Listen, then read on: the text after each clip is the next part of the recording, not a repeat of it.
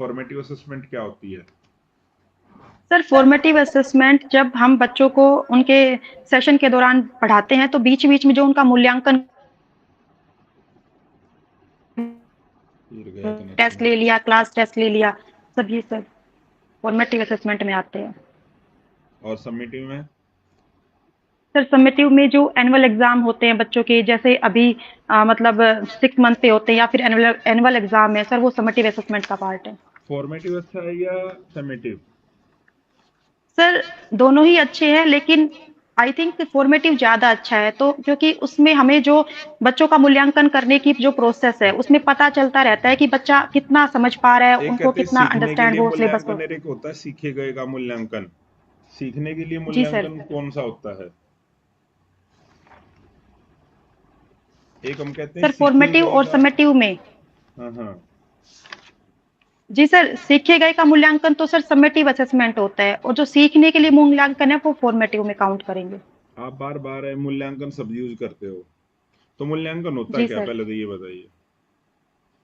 Sir मूल्यांकन जब हम बच्चों का ये देख चेक करते हैं उनकी नॉलेज कि हमने जो पढ़ाया है वो उनको समझ में आ रहा है या नहीं आ रहा है, सिलेबस में उनको कोई दिक्कत है या जो चैप्टर हम उनसे अभी फ़िलहाल समझा रहे हैं तो सर उनको कहीं दिक्कत तो नहीं है। तो सर इन चीज़ों को जब जानने की कोशिश करते हैं वही मूल्यांकन है। ठीक है। अगर पहले की जो बच्चों की स्थिति थी और हमने जांचा कि वैसी की वैसी ही है, जी सर। ठीक है, यानी हमने पहले जी सर। मूल्यांकन किया, उसके बाद फिर मूल्यांकन किया और ये पाया कि स्थिति वैसी की वैसी है, जी सर। इसके पीछे कारण क्या हो सकते हैं? सर इसके पीछे वजह हो सकती है कि शायद बच्चों को जो टॉपिक हम समझा रहे हैं वो समझने में थोड़ी परेशानी आ रही हो।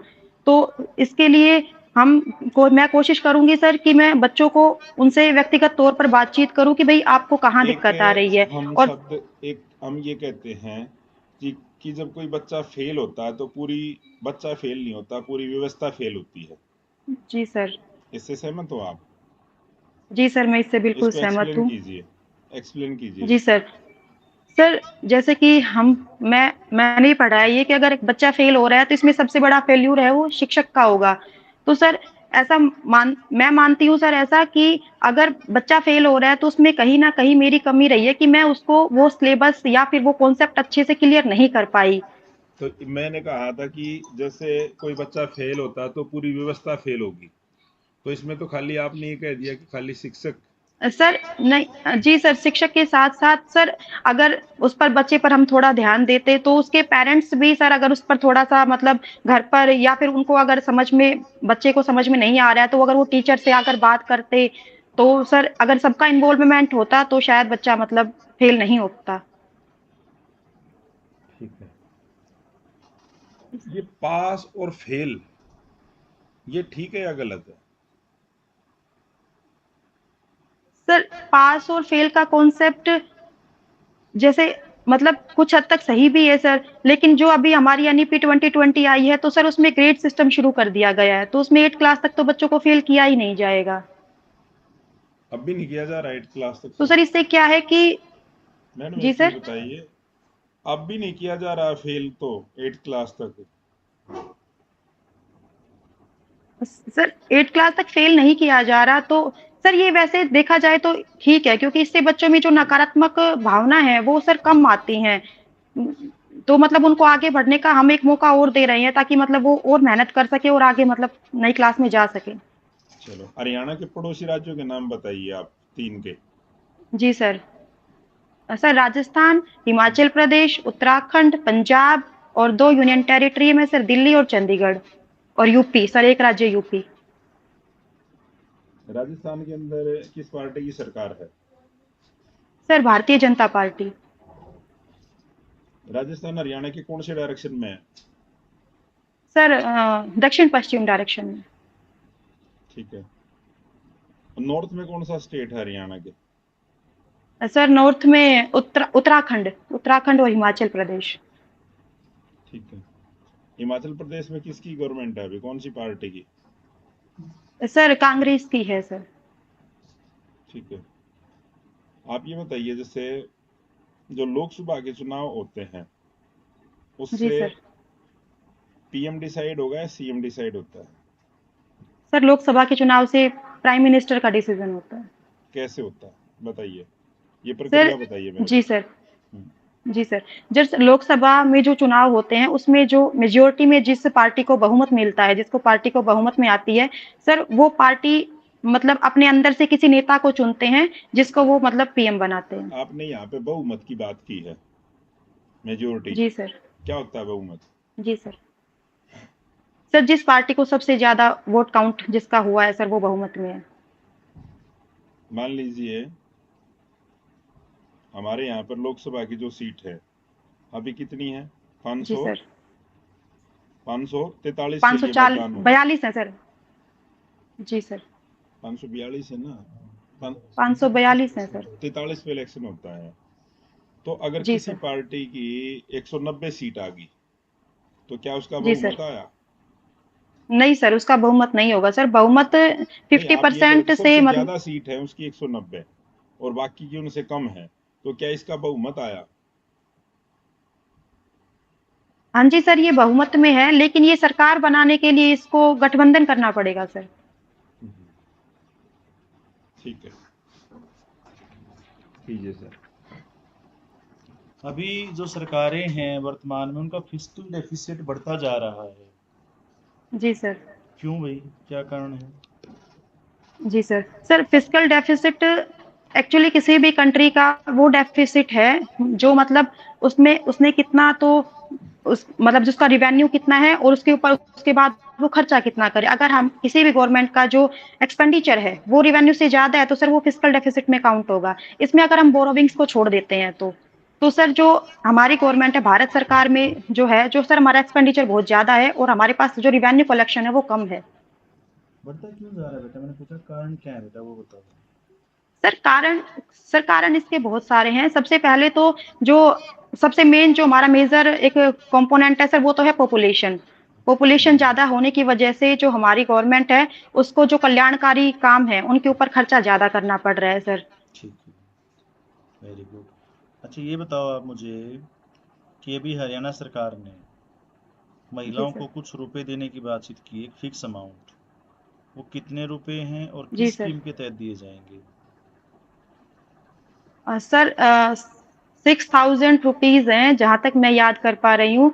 और स्कीम सर सॉरी मुझे अभी याद नहीं आ रही, पढ़ा है मैंने पर अभी 2100 याद कर नहीं रुपये पा बेटा, रही अभी जो घोषणा की है, अभी अभी की बात मैं कह रहा हूँ, तो हूँ। 2100 सर हाँ रुपये जी सर हैं। बजट में अभी घोषणा हाँ हुई है 2100 है सुषमा, तो। 2100 रुपये हैं। और ये आपका लाडो लक्ष्मी योजना के तहत है। हाँ जी सर लाडो लक्ष्मी योजना ठीक है 2100 रुपए। बेटा, हाँ जी सर याद आ गया। समझ में आ गया। अच्छा ये बताओ आप मुझे, ये श्रिंक इन्फ्लेशन क्या होता है? सर जब इन्फ्लेशन की जो दर है वो घटना शुरू हो जाती है, इन्फ्लेशन बढ़ रहा है लेकिन घटती दर से बढ़ रहा है सर। जैसे उदाहरण दो मुझे। सर जैसे कि जो इन्फ्लेशन की दर है सपोज करेंगे अभी इकोनॉमी में इन्फ्लेशन चल रहा है सर 5.4% की रेट से। सर अगर इन्फ्लेशन तो बढ़ रहा है लेकिन जो उसकी बढ़ने की दर है वो 5.3 आ गई 5.2 आ गई तो सर इसको हम श्रिंक इन्फ्लेशन में काउंट करेंगे।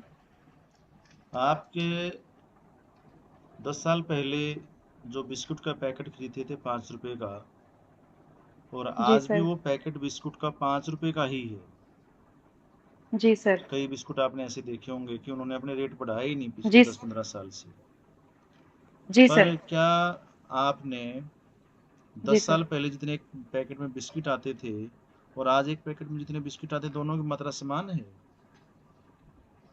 नहीं सर क्वांटिटी में बहुत कमी कर दी है। क्वांटिटी कम हुई है ना? हाँ प्राइस जी वही सर। खड़ा है, क्वांटिटी कम हो गई प्राइस वही है है ना? क्वांटिटी कम हो गई। हाँ जी सर। पैकेट का जो आकार इतना बड़ा था वो अब इतना हो गया वो जी है ना, सर। इतना हो गया ना। जी सर। पहले इतना था, अब वो इतना हो गया।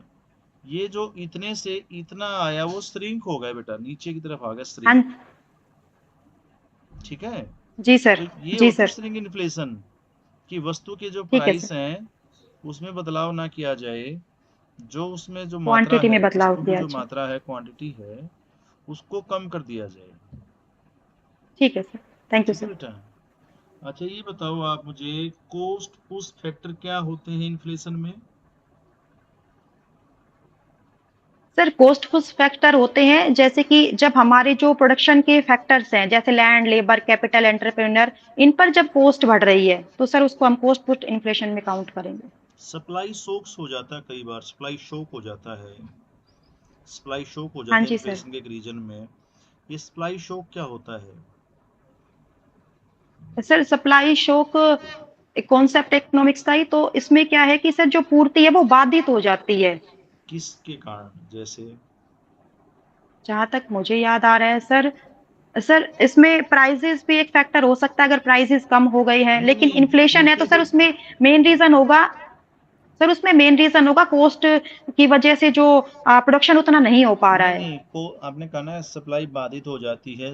आपका जो मैंने बोला ना कि सप्लाई शॉक, शॉक का तो मतलब ऐसा होता है कि अचानक से कोई चीज आ गई, झटका लग गया ना, बिजली का करंट लग गया, शॉक जी लग गया सर। भाई इसको, अचानक से जी लगा, जी सर। जी सर। तेजी से जी लगा और सर। अचानक से लगा।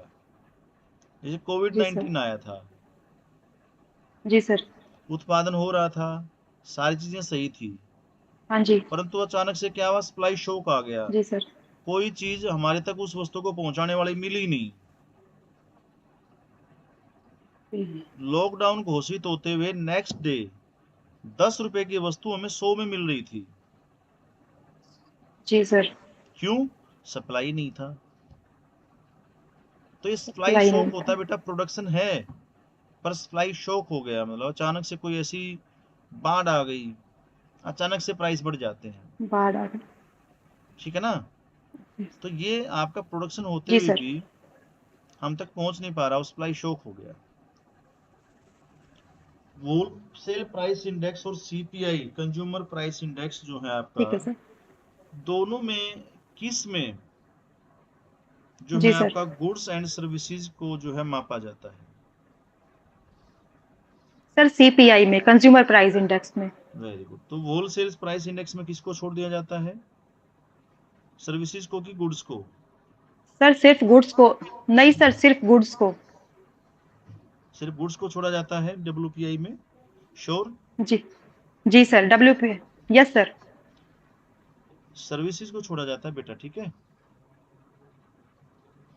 सर गुड्स को गुड्स को मापा लेते हैं डब्ल्यूपीआई में। हाँ, तो सर्विसेज मैं छोड़ वही, दी अच्छा जाती है। आप ये पूछना, जी आप उल्टा सर बोल रहे ठीक है थे, सर, मैं समझ गई। किसको छोड़ दिया मैं जाता है? उल्टा बोल गई, मैं गुड्स। हाँ, हाँ, किसको छोड़ छोड़ दिया सर्विस जाता को है? ले। सर्विस छोड़ गुड्स दी को मापा जाती है और जाता है, गुड्स हाँ जी को सर। मापा जाता है। अच्छा, जी ये सर। बताओ मुझे, ये सब्स्टिट्यूट गुड्स क्या होती हैं?